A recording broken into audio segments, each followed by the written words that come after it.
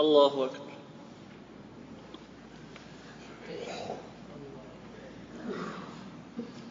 الحمد لله رب العالمين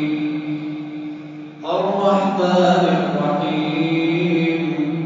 مالك يوم الدين إياك نعبد وإياك نستعين اهدنا الصراط المستقيم صراط الذين أنعمت عليهم غير المغضوب عليهم ولا الضالين آمين. ولقد خلقنا الإنسان ونعلم ما توسوس به نفسه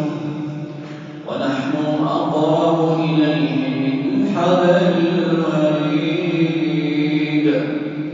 إذ يتلقى المتلقيان عن اليمين وعن الشمال قعيد ما يلفظ من قول إلا لديه رقيب عتيد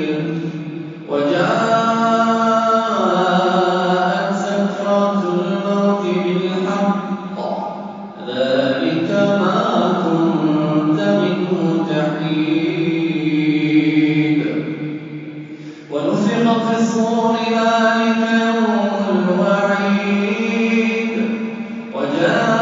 وجاءت كل نفس معها سائق وشهيد لقد كنت في غفلة من هذا فكشفنا عنك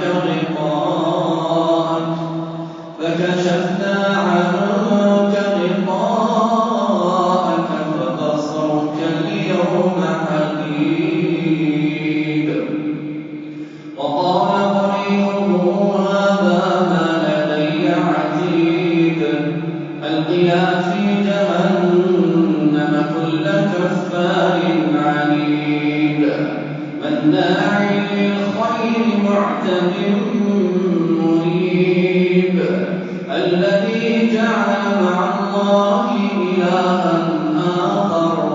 فألقياه في العذاب الشديد قال قرينه ربنا ما أطغيته ولكن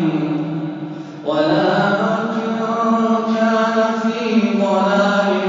بعيد قال لا تختصموا لدي وقد قدمت إليكم بالوعيد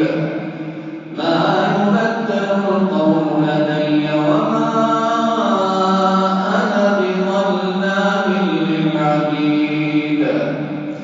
يوم نقول